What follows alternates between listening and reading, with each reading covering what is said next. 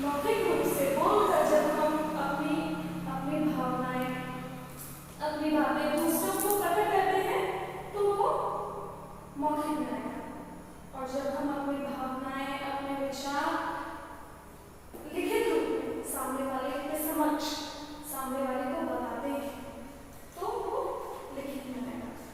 ठीक है, तो लिखित में आपके पाठ्य पुस्तक में चित्र वर्णन है, यानी चित्र तैयार होगा और चित्र को देखकर उसका वर्णन करना, उसको डिस्क्राइब करना, उसकी व्याख्या करना, बताना है कि चित्र में क्या क्या दिया गया है। ठीक है, और दूसरा है सूचना लिखना। विद्यालय में कोई प्रतियोगिता होती है तो हम लिखते हैं ना, जैसे कोई भी प्रतियोगिता, जैसे चित्र की प्रतियोगिताएं होती हैं और भी बहुत सारी प्रतियोगिताएं होती हैं, और खेलकूद से संबंधित प्रतियोगिताएं भी होती हैं, निबंध लेखन, बहुत सारी प्रतियोगिताएं होती हैं, गीत की प्रतियोगिताएं भी होती हैं, देशभक्ति गीत गायन, इसकी भी प्रतियोगिता होती है। तो ये सब हम किससे देखते हैं?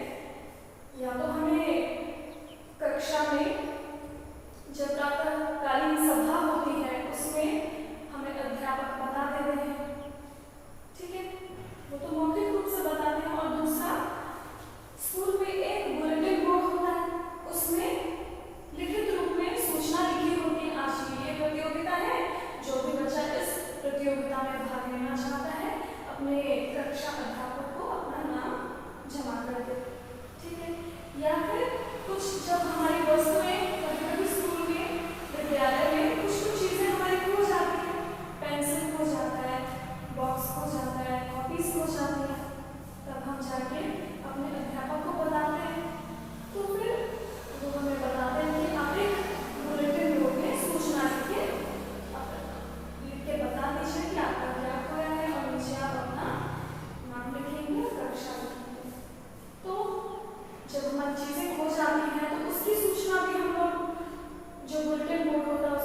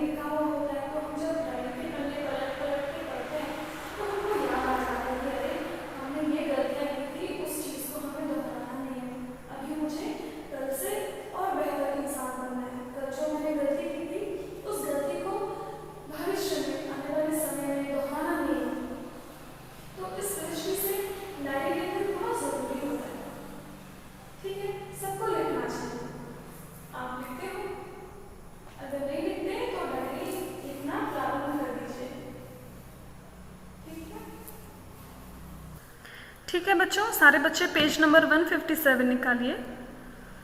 पेज नंबर 157 निकाला सबने? ठीक है, आपका 20वां पाठ देखिए, संप्रेषण परक रचनाएं लिखित, कम्युनिकेटिव स्किल्स रिटन। ठीक है, तो इसमें सबसे पहले आता है चित्र वर्णन, डिस्क्राइबिंग अ पिक्चर, यानी चित्र को देखकर उसका वर्णन करना। देखो यहाँ पे चित्र दिया गया है, उसका वर्णन किया गया है ना। तो चित्र वर्णन में चित्र को देखकर उसका हम वर्णन करते हैं। दिए गए चित्र को ध्यान से देखिए। यदि हमें इसका वर्णन करना हो तो निम्नलिखित बातें काम आएंगी। ठीक है, हमको चित्र दिया गया है और उसका वर्णन करना है, और चित्र वर्णन में किन किन बातों का ध्यान रखना चाहिए हमें। ध्यान से देखकर विशेष ब्यौरे चुनिए। ठीक है, सबसे पहले हम चित्र जो भी दिया गया है उसको ध्यान से देखेंगे कि चित्र में क्या दिया गया है, और उसमें जो विशेष बातें हमको नज़र आएंगी, डिटेल्स, ठीक है, उसको हम अपने ध्यान में रख लेंगे। और जब हम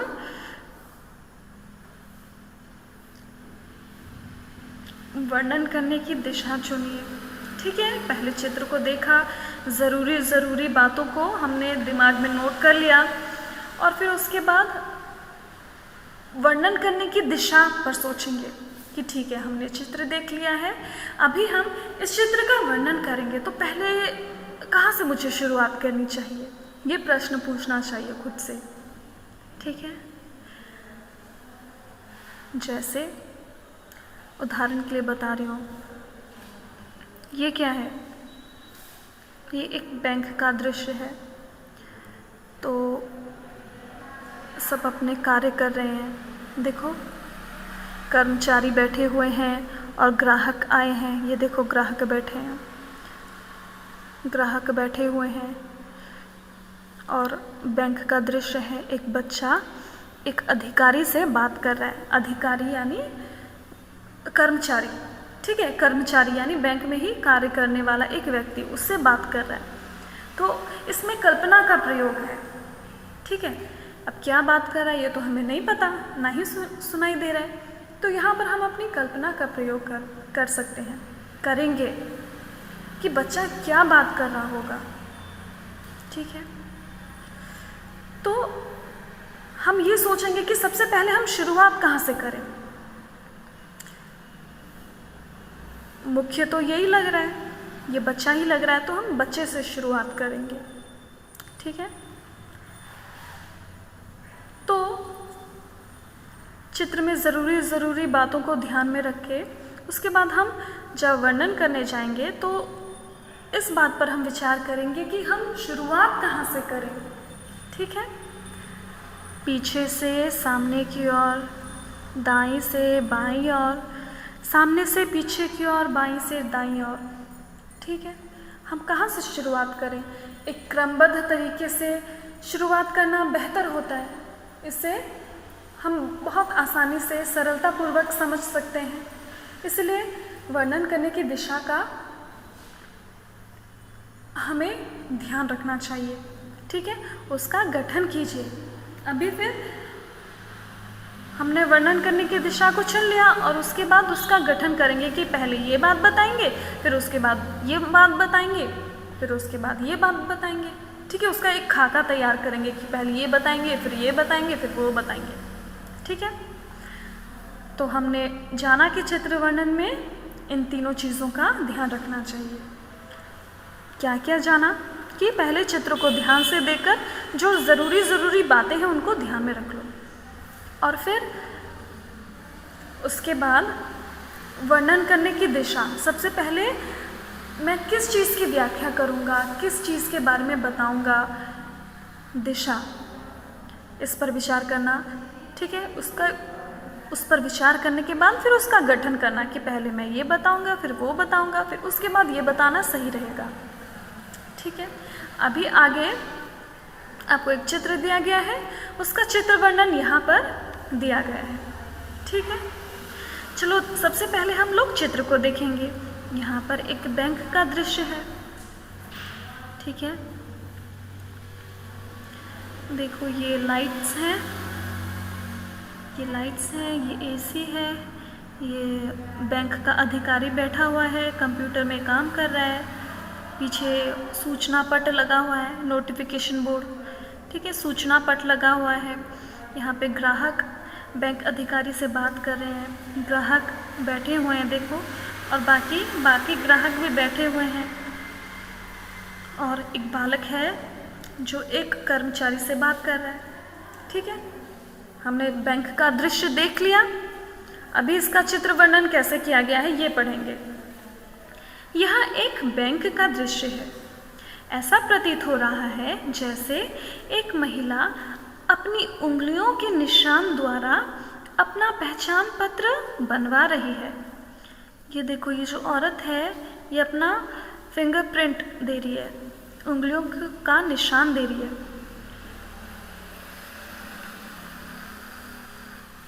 ऐसा प्रतीत हो रहा है, ऐसा लग रहा है। ठीक है, पहचान पत्र अथवा जांच आदि की कार्रवाई के बिना बैंक में कोई भी कार्य संपन्न नहीं हो सकता। ठीक है, बिना पहचान पत्र, आइडेंटिटी कार्ड के बिना या बिना जांच किए हुए बैंक का कोई भी काम नहीं हो सकता। हमें अपनी जानकारी देनी पड़ती है। यही हमारी भी पहचान होती है, और हमारी पहचान जो होती है हमारे पहचान पत्र यानी आइडेंटिटी कार्ड को देकर होती है। कुछ ना कुछ डॉक्यूमेंट्स, कुछ ना कुछ दस्तावेज हमें बैंक में जमा करने पड़ते हैं। बैंक कर्मचारी भी बहुत सहयोगी और शांत स्वभाव के प्रतीत होते हैं। देखो, चेहरों को देखकर बताया गया है कि चेहरे में जैसे भाव है कि बैंक के जो कर्मचारी हैं भी बहुत सहयोगी और शांत स्वभाव के प्रतीत होते हैं। बैंक का वातावरण तथा बैंक कर्मचारी की सामग्री आदि सभी आधुनिक सुख सुविधाओं से परिपूर्ण है। अभी बताया है कि बैंक का वातावरण कैसा है, और बैंक के कर्मचारी की सामग्री जो भी चीज़ें हैं, ठीक है, सब आधुनिक है, सारा मॉडर्न है, आधुनिक सुख सुविधाओं से परिपूर्ण है। मशीनें तो होती ही हैं बैंक में, बिना आधुनिक मशीनों के तो काम होने से रहा। और एसी भी लगा हुआ है, देखो सारी सुख सुविधाएं, ये लाइट्स सारी सुख सुविधाओं से परिपूर्ण है। आसपास सभी लोग अपने अपने कार्यों में व्यस्त हैं। आसपास जो सभी लोग हैं वो अपने अपने कार्यों में व्यस्त हैं, अपना अपना काम कर रहे हैं। एक लड़का अपने पिता के साथ कतार में खड़ा हुआ है। अच्छा, एक लड़का अपने पिता के साथ कतार में खड़ा हुआ है। यहाँ पे चित्र वर्णन में इस व्यक्ति को इसका पिता बना दिया है। ठीक है, तो ज़रूरी नहीं है, हम इसको और भी कोई बता सकते हैं। हम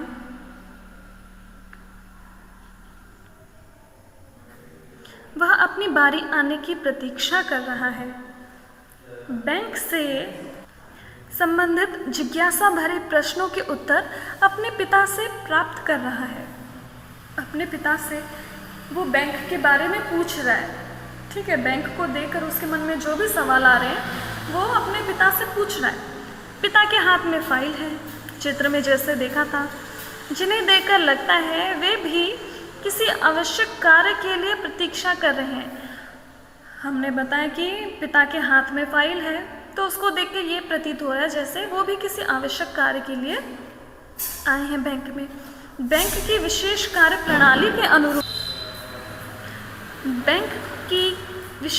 प्रणाली के अनुरूप धीरे धीरे सभी के कार्य शांतिपूर्वक संपन्न हो रहे हैं।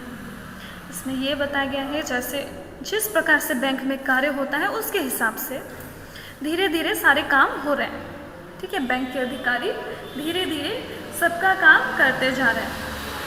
ठीक है, तो हमने यहाँ पे एक चित्र देखा था और उसका वर्णन किया हमने। तो आगे हमारे लिए एक चित्र दिया गया है और इसका वर्णन आपको करना है। ठीक है, ये वर्णन आप खुद करेंगे। ये एक प्रतीकात्मक चित्र है, ठीक है। देखो तिरंगा दिख रहा है यहाँ पर, देशभक्त चल रहे हैं और आगे कोई बड़ा नेता है। बड़ा नेता हो भी सकता है और कोई देशभक्त भी हो सकता है जो अपने हाथ में हमारा देश का झंडा लेकर बाकी लोगों की अगुवाई कर रहा है और उन सब के हाथ में छड़ियाँ हैं। देखो एक बूढ़ा व्यक्ति भी है, अलग अलग धर्म के लोग, ये सिख है, ये मुस्लिम है और ये पंडित है, महिला है और एक बच्चा अपने पिता के साथ भी आया है। तो इसका वर्णन कर सकते हैं आप, इसका वर्णन करना है आपको कि देश की स्वतंत्रता के लिए, ठीक है। ये चित्र देशभक्ति से संबंधित है, तो आप इसमें अपनी कल्पना का प्रयोग करके यहाँ पर चित्र का वर्णन करेंगे, ठीक है। अभी आगे एक और दिया गया है, एक जंगल का एक दृश्य है, उसमें कुछ लोग आधुनिक मशीनें लेकर पेड़ की कटाई कर रहे हैं और एक छोटी सी लड़की है जो पेड़ का एक डाल पकड़े हुए है और उसने एक कीड़े को बचाया है। कितना अच्छा दृश्य है ना? ठीक है बच्चों, वो देशभक्ति से संबंधित चित्र का वर्णन आप खुद करेंगे और ये जो जंगल का चित्र दिया गया है इसका वर्णन मैंने किया हुआ है, आप देख करके लिख सकते हैं। इससे और अच्छा तब होगा जब आप खुद लिखें, आप अपनी कल्पना का प्रयोग करें, ठीक है। तो चलो पढ़ते हैं। यह एक जंगल का दृश्य है, ठीक है। यह एक जंगल का दृश्य है। यह जंगल हरे भरे पेड़ पौधों से भरा हुआ है, जैसे कि हमको दिख रहा है। ये जंगल हरे भरे पेड़ पौधों से दिख रहा है, चारों तरफ हरियाली है। किंतु कुछ लालची लोग अपनी ज़रूरतों को पूरा करने के लिए प्रकृति के बारे में ना सोचकर पेड़ों की कटाई कर रहे हैं, ठीक है। कुछ लालची लोग अपनी ज़रूरतों को पूरा करने के लिए प्रकृति के बारे में ना सोचकर, प्रकृति के संतुलन के बारे में ना सोचकर पेड़ों की अंधाधुंध कटाई कर रहे हैं। पेड़ों की कटाई हमारे हित में नहीं है, क्योंकि हमारा जीवन पेड़ों पर निर्भर है। हमारा जीवन पेड़ों के बिना संभव नहीं है, अतः हमें पेड़ों की रक्षा करनी चाहिए। चित्र वर्णन कितना सरल है ना? जो भी हमको दिखाई देता है उसके बारे में हमें वर्णन करना होता है, लिखना होता है और इसके लिए हमें अपनी कल्पना का प्रयोग करना पड़ता है, ठीक है बच्चों। चित्र वर्णन बहुत आसान है, एक हमने किया, एक चित्र वर्णन आप खुद करेंगे, ठीक है। अभी हम आ जाते हैं सूचना लिखना, राइटिंग नोटिफिकेशंस, ठीक है। सूचना, इंफॉर्मेशन लिखना, सूचना लिखना, ठीक है। विद्यालय में होने वाली घटनाओं, गतिविधियों यानी एक्टिविटी, ठीक है, आदि के बारे में आपको प्रायः 2-3 प्रकार से सूचना मिलती है। यानी विद्यालय में जो भी घटनाएं होती हैं, जो भी गतिविधि होती हैं, जो भी प्रोग्राम होता है उसके बारे में हमें सूचनाएं मिलती हैं। 2-3 प्रकार से मिलती है।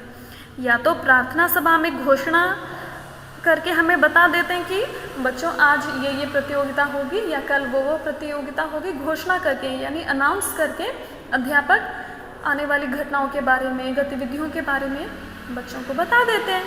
और दूसरा इंटरकॉम द्वारा, कक्षा में या कक्षा के बाहर एक अनाउंसिंग का मशीन होता है ना, जिसमें प्रिंसिपल ऑफिस में प्रिंसिपल सर या कोई भी बड़े सर अनाउंस करते हैं और वो बाकी कक्षाओं में लगा रहता है, आपकी क्लास के बाहर है, ठीक है। वो मशीन जिससे अनाउंसमेंट सारी जगह पे होता है। या सूचना पट के द्वारा, बुलेटिन बोर्ड, प्रिंसिपल सर के ऑफिस के बाहर एक बुलेटिन बोर्ड है ना बच्चों, उसमें सारा नोटिफिकेशन लगा होता है। कोई न्यूज़ होती है तो स्टिक किया होता है पिन से, तो वो सूचना पट, उसे सूचना पट बोला जाता है, ठीक है। पट यानी बोर्ड, सूचना यानी इंफॉर्मेशन, क्योंकि उस बुलेटिन बोर्ड में, उस सूचना पट में सारी सूचनाएं लगी होती हैं, इसलिए उसको सूचना पट बोला जाता है। तो विद्यालय में होने वाली घटनाओं गतिविधियों के बारे में हमें जानकारी किस प्रकार से मिलती है? प्रार्थना पत्र में घोषणा के द्वारा, इंटरकॉम के द्वारा या सूचना पट के द्वारा। ठीक है। इसी प्रकार समाज, देश विदेश आदि में होने वाले कार्यक्रमों गतिविधियों के लिए विभिन्न माध्यमों से सूचना प्रसारित की जाती है। अब देखो, समाज यानी हम जिस समाज में रह रहे हैं, जैसे हम लोगों के आसपास रह रहे हैं, लोगों के साथ रह रहे हैं, जिस परिवेश में हम लोग रह रहे हैं, देश विदेश में होने वाली जितनी भी घटनाएं हैं वो विभिन्न माध्यमों के द्वारा उसकी सूचना हमको मिलती है। रेडियो हो गया, टेलीविज़न हो गया, इंटरनेट हो गया, विभिन्न विभिन्न माध्यमों से हमें सूचना मिलती है। इससे क्या फ़ायदा होता है? इससे जनता के लिए भी प्रत्येक जानकारी सुलभ हो जाती है। इससे जनता को क्या फ़ायदा होता है, हमें क्या फ़ायदा होता है कि सारी जानकारी हमें सरलतापूर्वक मिल जाती है। यह जनसंचार का उत्तम माध्यम है। ठीक है, ये माध्यम है जनसंचार का, बहुत अच्छा माध्यम है, जिसके द्वारा हम सरलतापूर्वक देश विदेश या अपने देश में वर्तमान स्थिति क्या है, कोई न्यूज़ है, समाचार है, उसके बारे में बहुत ही सरलतापूर्वक आसानी से हम जान सकते हैं। हम लोग जब हमें कुछ जानकारी चाहिए होती है तो हम लोग टीवी देखते हैं, रेडियो सुनते हैं, है ना, या फिर इंटरनेट में देखते हैं, या फिर गूगल में जाके सर्च करते हैं तो लिखित रूप में सूचनाएं हमारे पास आ जाती हैं। तो ये जनसंचार का उत्तम माध्यम है, जिससे हमें विभिन्न जानकारी बड़ी ही सरलता से प्राप्त होती है। ठीक है, अभी देखो यहाँ पर निम्नलिखित सूचनाओं को पढ़िए। यहाँ पर ये बुलेटिन बोर्ड है, सूचना पट है। ठीक है, ये सूचना पट है। यहाँ पर दो प्रकार की सूचनाएं दी गई है। एक सूचना पर्स खोने का है। ठीक है, एक बच्चा है, उसका पर्स खो गया है तो उसने बुलेटिन बोर्ड पे एक नोटिफिकेशन लगाया।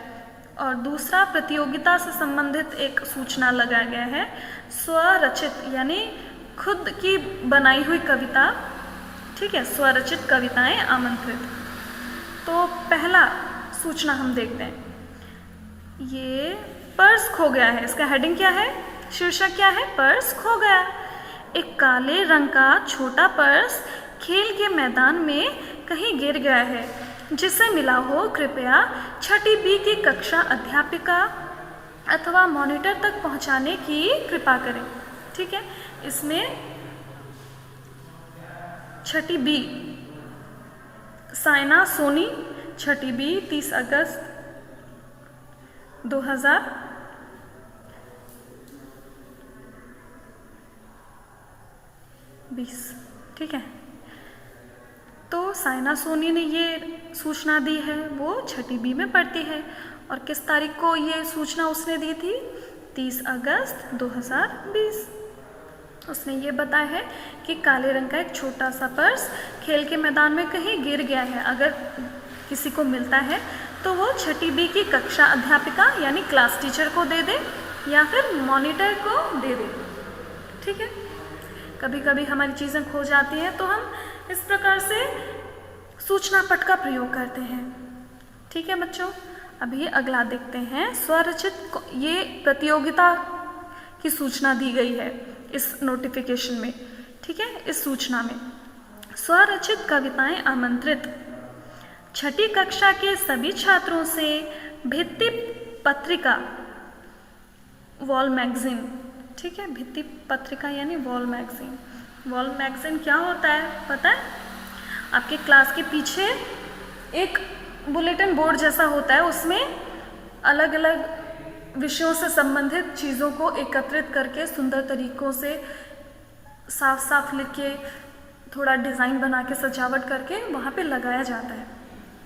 तो सारे बच्चे देखकर पढ़ते हैं और मनोरंजन भी होता है उससे, और नई नई जानकारियाँ भी छात्रों को मिलती हैं। ये बहुत ज्ञानवर्धक होता है, इसीलिए सारी कक्षाओं के पीछे एक बोर्ड दिया जाता है। ठीक है, छठी कक्षा के सभी छात्रों से भित्ति पत्रिका के लिए स्वरचित कविताएं आमंत्रित है, यानी वॉल मैगजीन के लिए, भित्ति पत्रिका के लिए कविताएं मांगी गई है। वो खुद लिखी होनी चाहिए, कहीं से कॉपी करके नहीं, खुद लिखी होनी चाहिए वो कविता सफ़ेद कागज़ पर सुंदर लेख में लिखी हो। बताया है कि जो कविता आप देंगे वो सफ़ेद कागज़ पर लिखा होना चाहिए और अक्षर साफ साफ सुंदर सुंदर हो, और 12 पंक्तियों से अधिक ना हो। और आगे बता रखा है कि आपकी जो कविता है वो 12 पंक्तियों से, 12 लाइन से ज़्यादा नहीं होना चाहिए। ठीक है, या तो 12 होगी या 12 से कम होनी चाहिए।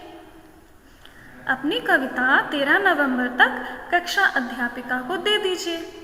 ठीक है, राजन गुप्ता, ये किसने लिखा है? राजन गुप्ता, 6 जुलाई 2020, सांस्कृतिक सचिव। ठीक है, ये 2 प्रकार का सूचना लेखन हमने देखा। अभी हम लोग डायरी लेखन में आएंगे। दैनंदिनी लिखना, डायरी लेखन। ठीक है, राइटिंग अ डायरी। जो डायरी होती है ना बच्चों, ये बहुत पर्सनल चीज़ होती है, बहुत निजी। ये हम अपने व्यक्तिगत बातों को उसमें लिखते हैं, अपनी पर्सनल बातों को हम उसमें लिखते हैं, और हमारी डायरी हम छुपा करके रखते हैं और किसी को पढ़ना नहीं चाहिए। ठीक है, और दूसरों की डायरी बिना अनुमति लिए, बिना पूछे पढ़ना अभद्रता है। ठीक है, ये बदतमीज़ी है, अशिष्टता है, क्योंकि डायरी में हम अपने मन की बात लिखते हैं, हमारे सुख दुख लिखते हैं। तो कोई हमारे सीक्रेट्स जान जाए तो ये अच्छी बात नहीं है ना। इसलिए डायरी को हम लोगों को बहुत निजी वस्तु होती है। ठीक है, और अगर हम किसी की डायरी देख भी लेते हैं तो उसको बिना पूछे उसको छूना नहीं चाहिए। ठीक है, हो सकता है उसमें ऐसा कुछ उसने लिखा हो, अपनी निजी बात कुछ लिखी हो, कुछ पर्सनल बात लिखी हो, जिसको आपने पढ़ लिया तो सामने वाले को खराब लगे, फिर झगड़ा हो जाएगा। ठीक है, तो डायरी बहुत निजी वस्तु होती है। किसी की डायरी उसकी निजी वस्तु होती है, पर्सनल। ठीक है, निजी यानी पर्सनल। उससे पूछे बिना हम उसकी डायरी छू नहीं सकते, या पढ़ना भी नहीं चाहिए, ये बदतमीज़ी होती है। ठीक है बच्चों, इसीलिए दूसरों की डायरी अनुमति के बिना पढ़ना अशिष्टता है, बदतमीज़ी होती है कि दूसरों की डायरी बिना उससे पूछे, जिसकी भी डायरी है उसकी अनुमति के बिना पढ़ना अशिष्टता है, बदतमीज़ी होती है।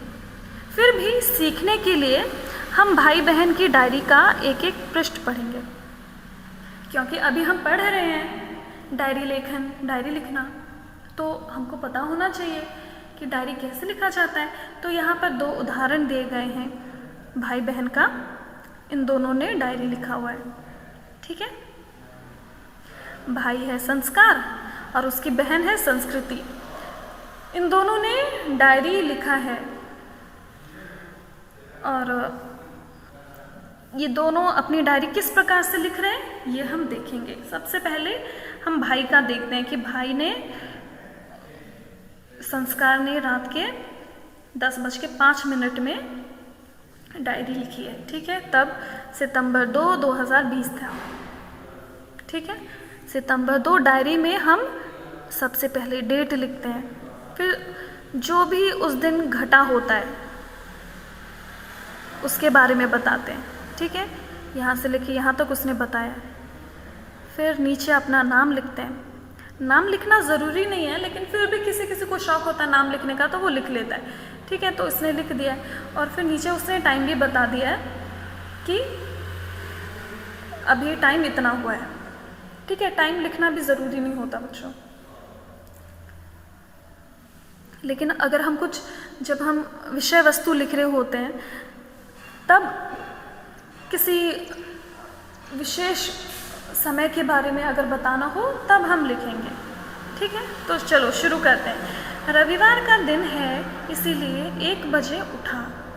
कुछ व्यायाम किया, व्यायाम यानी एक्सरसाइज, कुछ व्यायाम किया, नहा धोकर नाश्ता किया, 9 बजे क्रिकेट खेलने चले गए, 1:30 बजे घर लौटा तो देखा चाचा चाची आए हैं, उनके साथ गप्पे होती रहीं। शाम को रीमा के घर उसके जन्मदिन की पार्टी में गया, 10 बजे लौटा, अब सोने जा रहा हूँ। संस्कार, अभी रात के 10:05 हो गए हैं, बता भी दिया, ठीक है। अब देखो ये भाई था, उसने छोटे में निपटा दिया, बहुत कम ब्यौरा दिया, जो मेन बातें हैं, जो मुख्य बातें हैं, खाली उन्हीं बातों को उसके भाई ने लिखा है। अब दूसरा डायरी लिखने का ढंग ये है। पहले प्रकार में हमने देखा है कि कुछ लोग ऐसे होते हैं, ज़रूरी बातों को लिख देते हैं। जैसे आज रविवार का दिन है, 11 बजे उठा मैं, व्यायाम किया, नहा धोकर नाश्ता किया, ज़रूरी बातें बता देते हैं। लेकिन कुछ लोग होते हैं पूरा खुल करके बताते हैं, विस्तार से उनको लिखना, डायरी लिखना अच्छा लगता है, सारी बातें बता देते हैं। जैसे हमारा बेस्ट फ्रेंड होता है, उसको हम अपनी सारी बात बता देते हैं ना, जैसे डायरी में भी हम सारी बात, कुछ लोग होते हैं विस्तार से लंबी चौड़ी बातें लिखते हैं, तो उसकी बहन संस्कृति उसने विस्तार से लिखा है, ठीक है। नवंबर 27, 2020 तारीख लिखा, फिर उसके बाद विषय वस्तु लिखी, ठीक है। आज रविवार था, छुट्टी का दिन, सुबह मौसी आ गई, उनकी लड़की रोमा मुझे बहुत प्यारी लगती है, 4 साल की है पर बड़ी समझ